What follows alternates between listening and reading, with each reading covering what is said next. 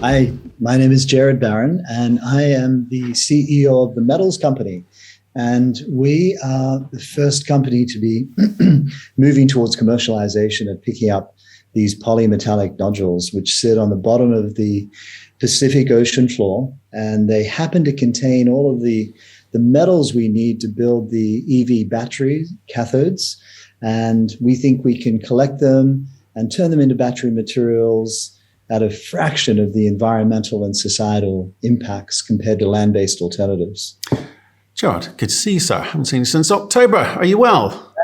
I'm very well. Nice to see you. Yeah. Have you been bouncing around the world, or have you been trapped like the rest of us at home? Well, I've been bouncing around the world, actually. Yeah, I was fortunate during COVID to have sort of access into the US. And so it's been pretty well business as usual from our side, and just without all the people. But I've noticed all the people are coming back now. So, right, and I'm guessing this access to US is tied to business and the essential nature of, well, they're deeming your business essential to their security or otherwise. So, what sorts of conversations are you having in the US at the moment? Well, there's this all of a sudden an awakening to the security of supply of materials. And, we've been waiting for it for a long time, Matthew, a long time. So, but the conversations we're having at the moment, of course, we have our research vessel that was moored out of San Diego. And last year we spent 188 days on our license area, 4.5 days west of San Diego, carrying out science baseline studies. So that was a reason to be there.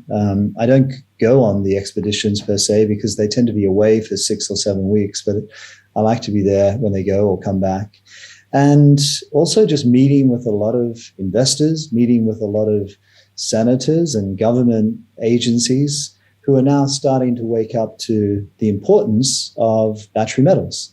So yeah, it's been a fun time. Well, it's not just the importance, but the ability to actually get it. So we talk about mineral security, and most governments have a list of minerals which they feel that they need to secure the supply of in some way, shape, or form into their country. But look, I wanted to catch up with you, okay? Because we've talked a few times over the last couple of years about how you move a project like this forward. It's kind of highly emotive, highly contentious, but it also potentially solves a very big problem coming down the line, because the demand numbers suggest we're going to run out of a lot of this stuff at the current run rate, because we're not finding it on land-based solutions, right? So the contentious bit being what you were talking about is in deep ocean. People are a bit unsure, a bit nervous about what the potential damage is there. And I don't blame them for being a bit unsure. If you come to understand how the mining industry operates, I mean, last year it was the biggest creator of waste on the planet, right? 190 billion tons of waste was generated. And if you believe the International Energy Agency's forecasts, that number will have to increase significantly. They estimate between 500 and 600% per annum to meet the energy needs for the green transition. So, if you imagine doing all of that in the ocean, you think, oh my God, that's a horrible idea. And it would be. And there's no way we would be associated with that. But this is a very special resource because it doesn't involve the things that we've become accustomed to with land-based mining. We literally have identified 1.6 billion tons of these remarkable rocks, and our job is to pick them up with the greatest efficiency and the lightest planetary touch. Okay, well, there's an interesting phrase. What do you mean by the lightest planetary touch? What I mean by the lightest planetary touch is that what is the impact that we're going to make on this planet of ours, across a full spectrum of LCA impacts. So we have to analyze it looking through the lens of biodiversity, of megafauna, of CO2 emissions, of sequestered carbon, of the water that will be required to convert our rocks into battery metals, all at the same time comparing that to the land-based alternatives. And of course, I'll get on to one of the most important issues that is often forgotten, particularly in the developed world, and that is the societal impacts of land-based mining. And, that is something that we've seen a lot about when it comes to child labor, but it goes much further than child labor. It goes into slave labor. It goes into indigenous communities being driven out of their habitats, all because we have this desperate need for these metals so we can buy a nice new electric car. But what, again, just I want to stay on this because it's a big claim, right? It's a big claim. The lightest, it suggests best of class, best of breed. So, how can you feel comfortable using that phrase? How do you know that you could, take that claim, take that mantle? Because, mining's been going on for years. There's some people are very good at it, some people not so much, and some big producers, some small producers. There's a lot of data out there which you need to say, well, we can stand up against any of those. Well, the good news is there is a lot of data, and by the way, I acknowledge that land-based mining has become much better. If you were to read the annual reports of some of the big mining companies, they sound like NGOs. They're doing so much to give back and to rehabilitate and so on. But of course, we know that a lot of the challenges come with what the nature of the ore body on land is and where it's located. The fact that a lot of land-based ore bodies have deleterious elements like arsenic and mercury and antimony means that they have to generate enormous waste and tailings, and those tailings need to be kept forever. And even the biggest companies struggle with some of those challenges. And then, of course, to assess our impacts, we have to spend a lot of time and energy, on assessing those impacts. And with the help of independent scientists. And last year, we spent around $50 million alone just on our environmental research to understand the baseline impacts of the environment in which we'll be operating. And so then you have to come up with a set of conclusions and say, well, now it's the time for the trade-offs. We're going to be pushing into a new frontier. We're located 4,000 meters below sea level, which is where our nodules are, and a bit more than that, actually, 4,300 meters. It's the most common area on our planet. It's known as the abyssal zone. And it doesn't mean there's no life there. There's certainly no flora, but there is some fauna. And what we have to do is to say, well, how can we mitigate any impacts we will make? But at the end of the day, there will be some, and then we have to make a decision. Then it's about trade-offs, because what we can't afford to do is to put our head in the sand and say, well, if there's any impact, we shouldn't be doing it, because then we'll have nothing. Then there'll be no metals. And of course, if it ain't growing, it's mined, and that's generally how things, how we should be thinking about this. Do you mean we society, not we the company? Because clearly people don't care whether you the company don't make any money. What they do care about is what it's doing to our planet, right? And if there is, because it's hard to remediate, isn't it? So you've got to understand what's the damage in the first place. Is it de minimis? I.e., it is genuinely a really truly lightest touch.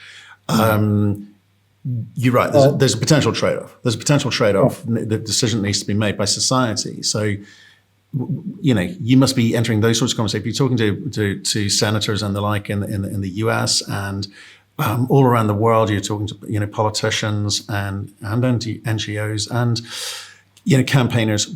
What are their concerns, and what are the questions they're asking you? And what are you saying to them? Well, I think the biggest challenge we have is the disinformation that is in the marketplace, because, what we always say is we have to trust in the science.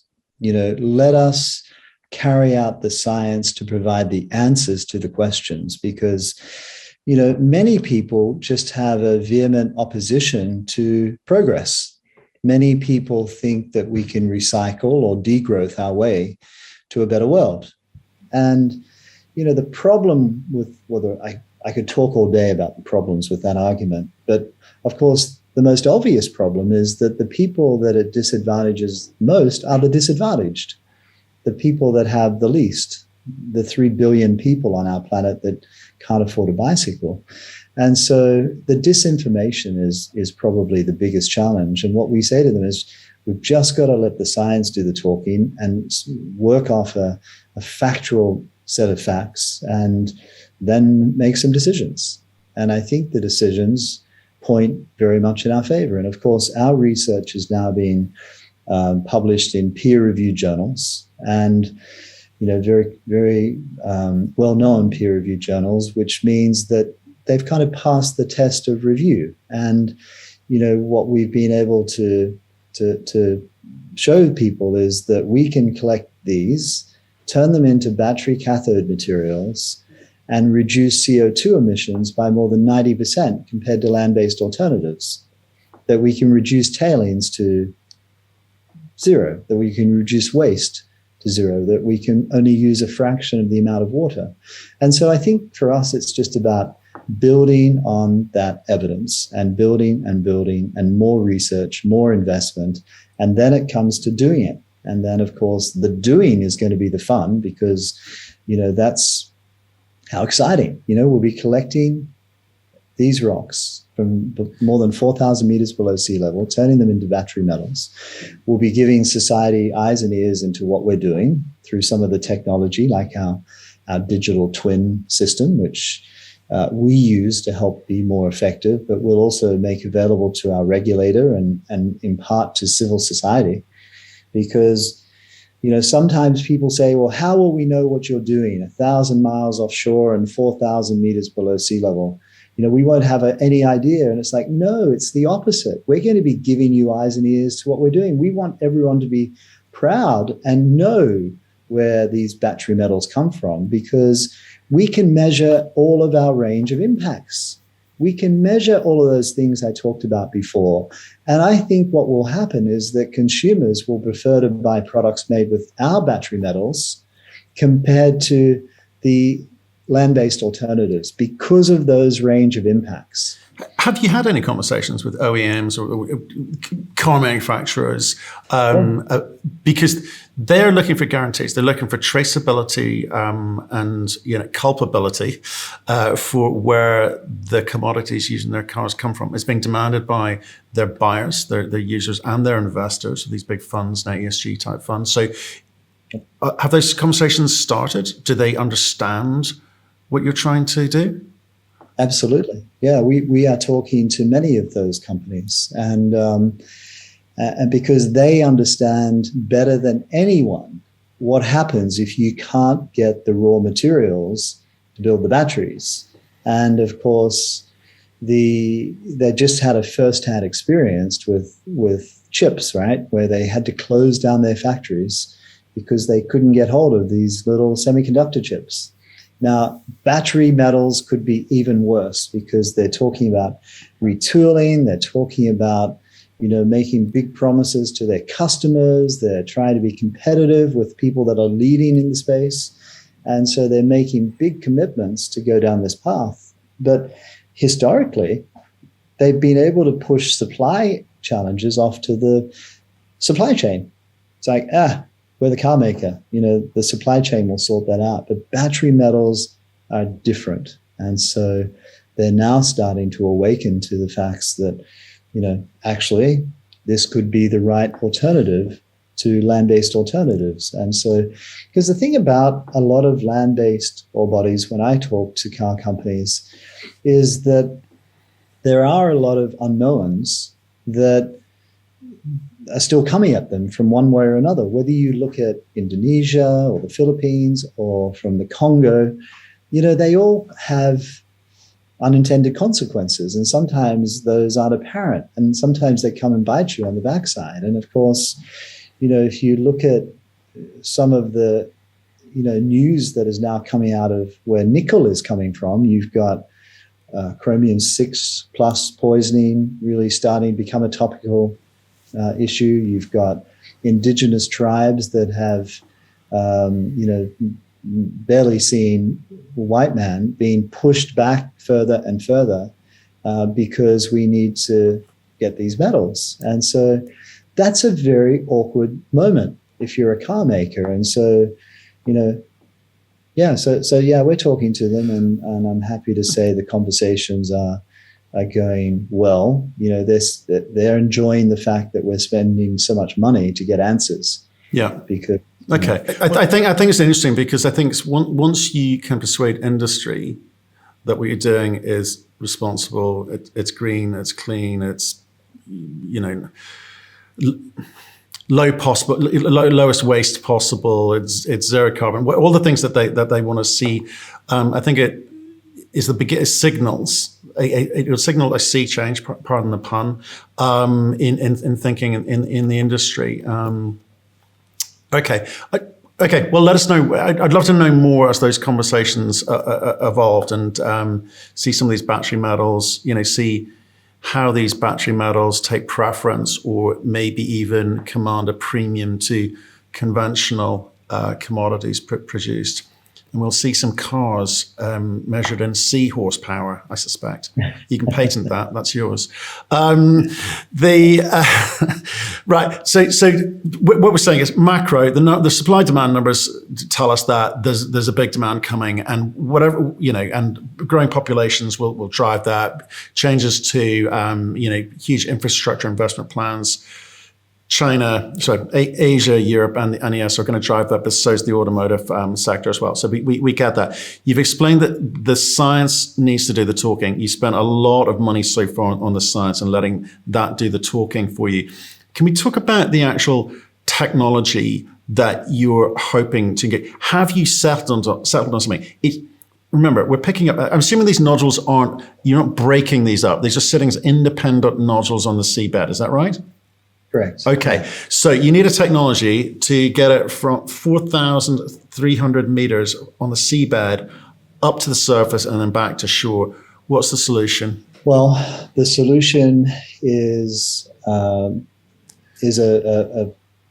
harvester that will operate on the seafloor using tracks, and it's worthwhile mentioning that almost 50 years ago they started to collect these nodules from the seafloor. And of course, a lot's happened since then.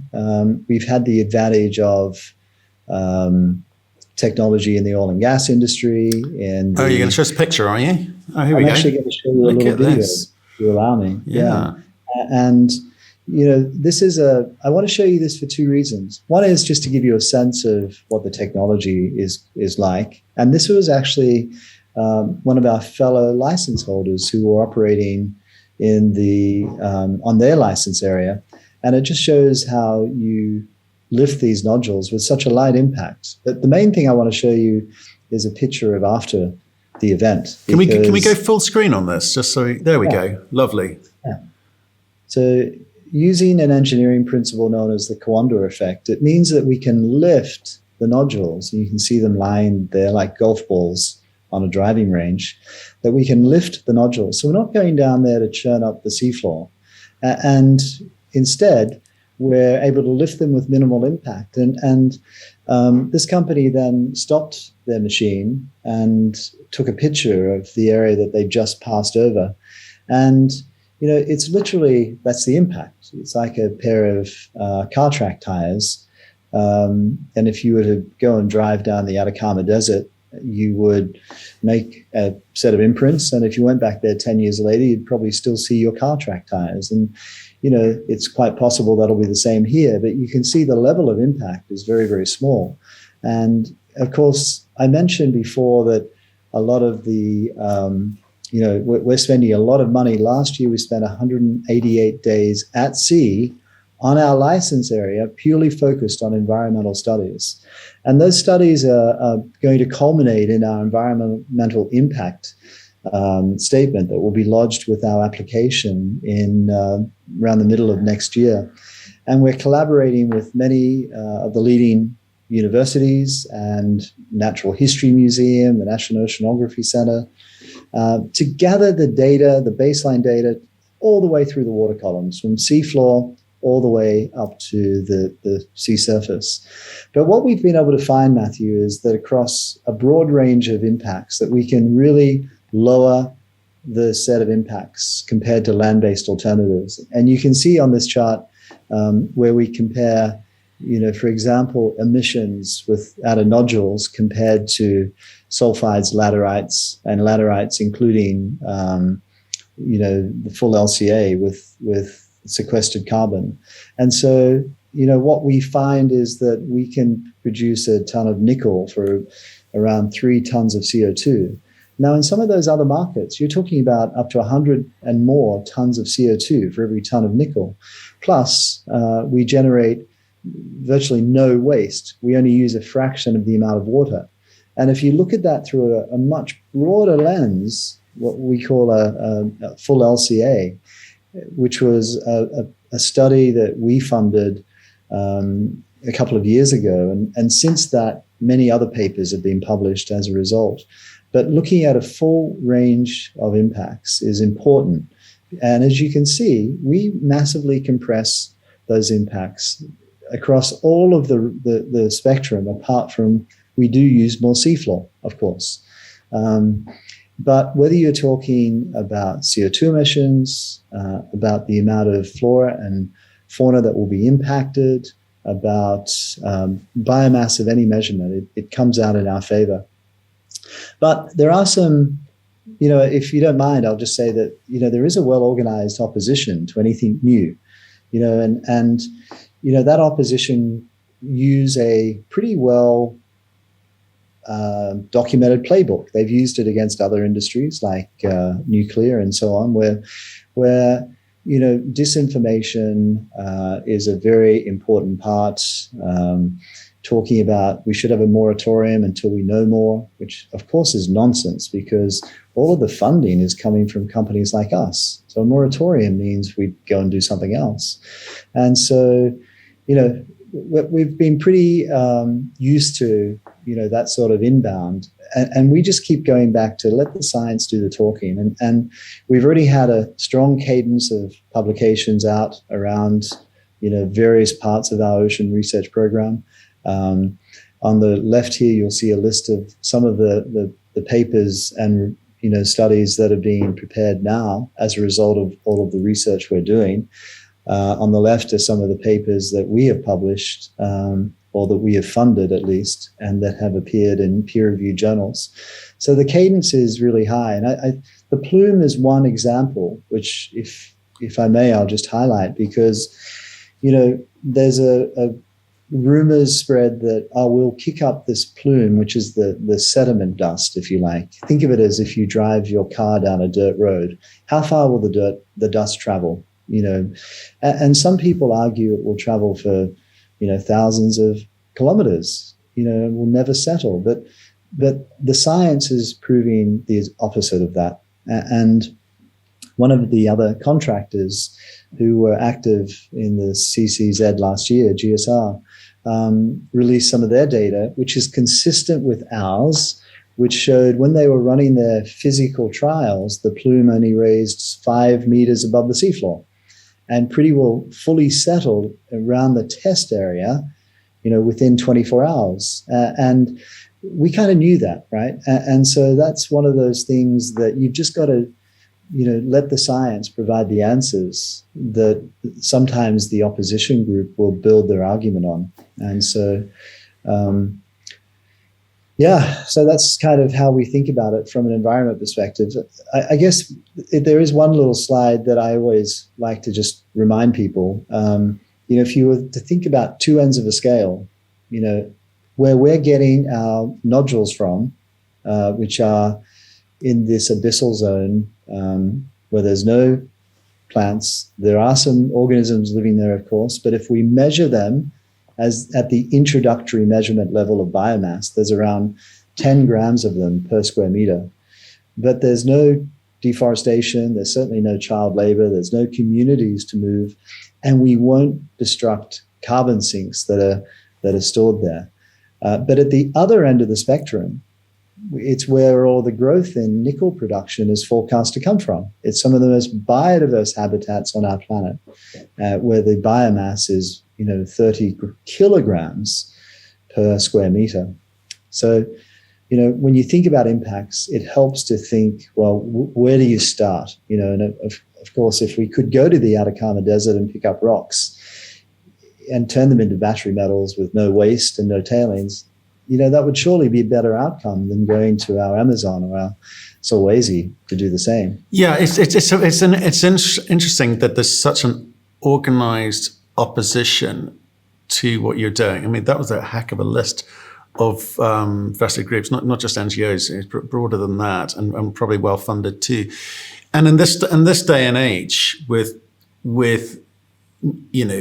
social media being what it is, and the extent there's reach, etc. What's your path through this? Because you talked about, right, we're talking to governments, that we've got all of these minerals list services that governments are trying to secure. You've got prices going up. You've got this. People are uncertain as to where the next big finds are coming from. They're thinking, well, where does the next big copper mine come from? Where is it? We're saying for nickel, there's been no big discoveries in 3 decades. So what's the path forward for you? You can't sort of sit quietly and meekly and hide behind the science and go, do you know what? The science will do this, it'll be fine. There's a kind of government bodies that you need to engage with. There's society, who are going to be unsure about what you're doing. You're telling your story, and then you've got a group of well-funded people who just don't want you to do what you're doing. Yeah, it's a tough road, right? And you've been at this a long time. You spent a lot of money to get to this point. So, What next? What do you need to do? Well, we never thought it would be easy. Firstly, and why do something easy? Let's do the challenging things. And so what we've got to do is just systematically continue to do the science, continue to get through our feasibility, which we're doing, and then continue to inform people, because there are several trends going on at the moment, right, which are quite helpful to us. One of them is the electrification. So we're moving away from, fossil fuels to battery powered. The other, of course, is that there's a decoupling initiative. So the world has woken up to the fact that China dominates the battery material supply chain. And while relations are not, perfect there, everyone wants to be able to build their own supply chain, because if they turn that off to service their own market, then that's going to leave the West high and dry. And then, of course, the other trend is that there's a real massive ESG-focused impact investing. Investors want to know that they're more and more that they're putting their money to work to help the planet be better. And so we can play into that enormously. And then I'll just show you one other slide, which is, of course, because we all know that electric cars use a lot more metal, and renewable energy requires a lot more metal. But if you add up all of the battery gigafactories that have been announced, then we'll have to produce 1.2 gigawatt of annual battery production. Now, how on earth are we going to do that? Because in the USA, in this little table here just shows, the reserves that the USA has as an example. They have a little bit of lithium, but they virtually have no nickel, and they virtually have no cobalt and manganese. There's a little bit of copper there as well. And of course, the other thing that's become apparent is that, no one wants a mine in their backyard. We just saw Twin Metals had their mine knocked back last week. We've seen the same with Resolution and with Pebble. And I think it's probably the right thing that they're not going ahead because of their environmental impacts. But the question is, where are these metals going to come from? And this ocean resource is probably the only known resource of size and low impact that could solve this equation. And what people have also started to realize, as I mentioned, is that this supply chain, if it ends up in America, generally it's come via China. And what we can do is turn that 50,000-mile supply line into a 1,500-mile supply line, because as we collect our nodules, we can ship them straight to a port in the USA, or we can ship them to Norway, where there's abundant renewable power, or all the way down to Australia or to India. And so the choices are much more plentiful to us. And so, these are some of the mega trends that are helping balance out, the people that think there should be no progress, that we should, just hope like hell that recycling and degrowth, might be viable alternatives, when clearly they're not. And for those people that, just want to oppose, it's like that you have to make that assumption that they're almost comfortable with those land-based mining practices, because they're going on today.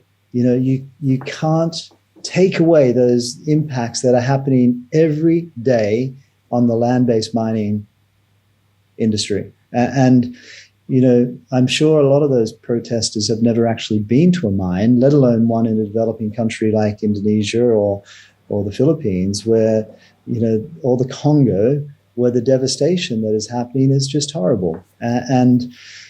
So somewhere those, arguments have to, be put out to society. And I think, we're fortunate that our regulator is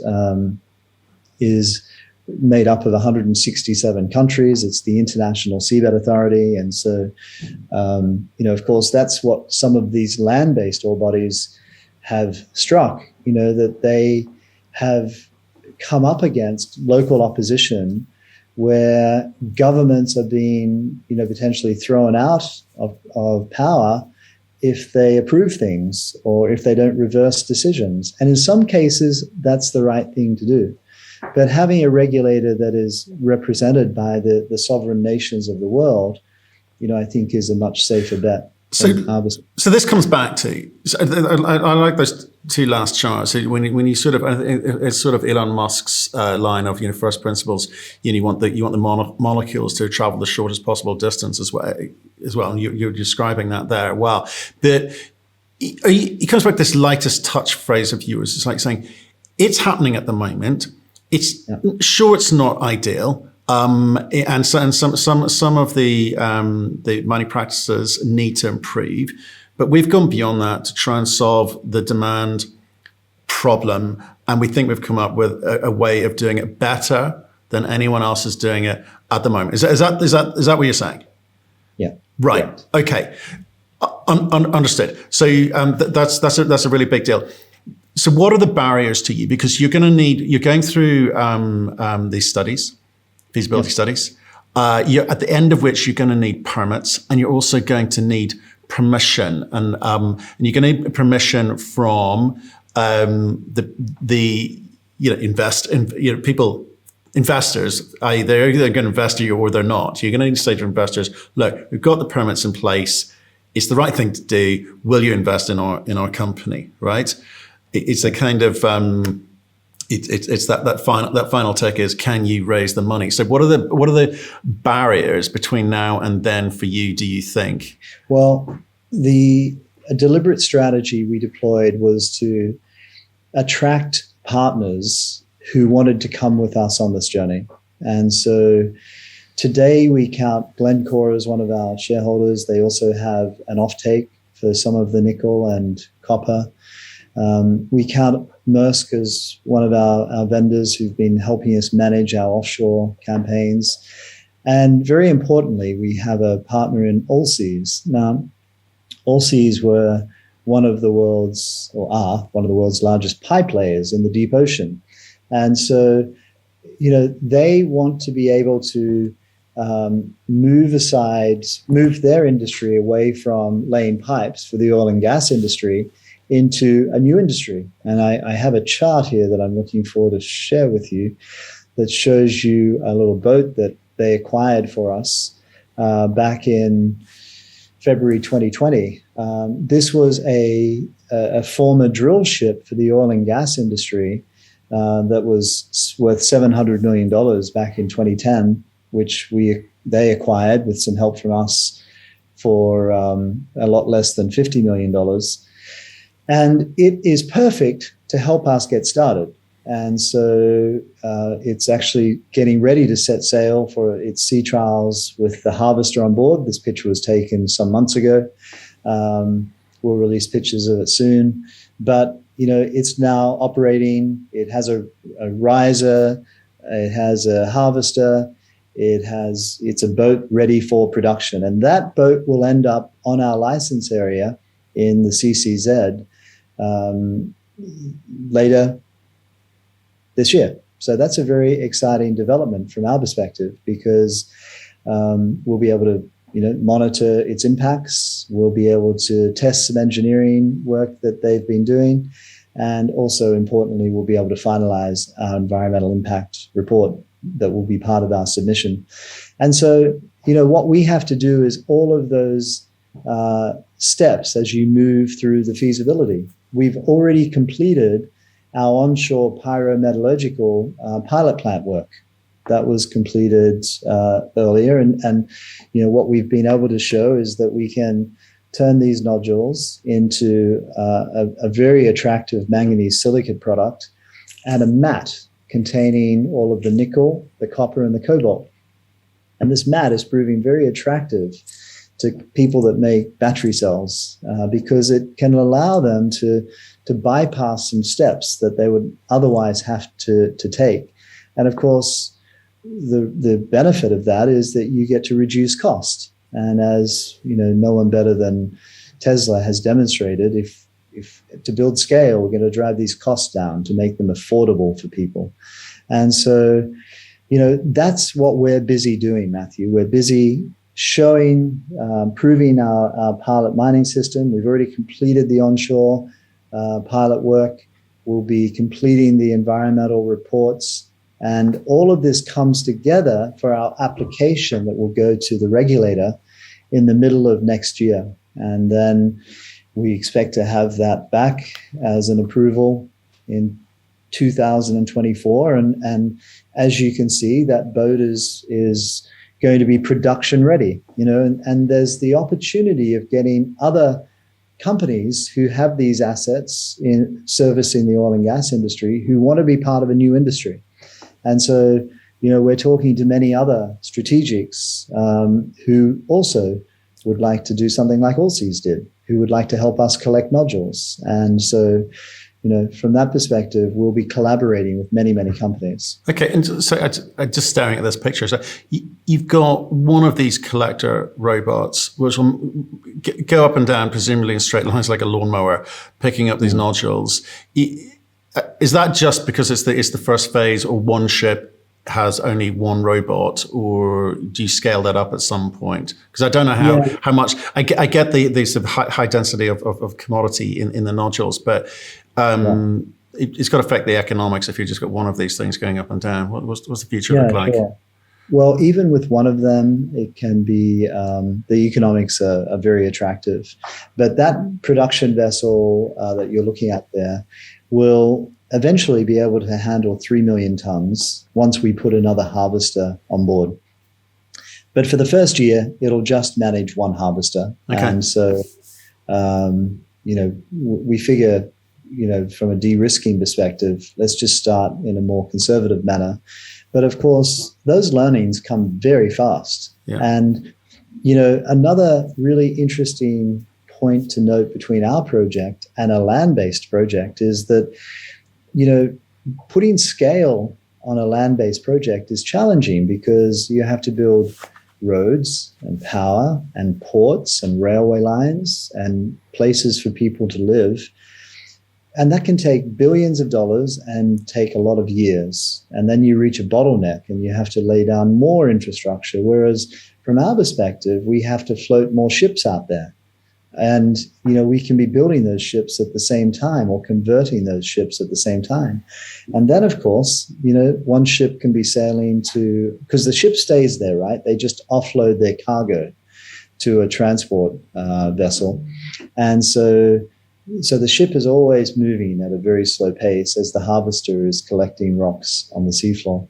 But the cargo vessel can head, one can head north, one can head south, and one can head east. And so it offers us a lot more flexibility on as we want to bring scale to this industry. How does appreciate that, because I think scale is obviously what people always look for, because that's growth. That's why people invest.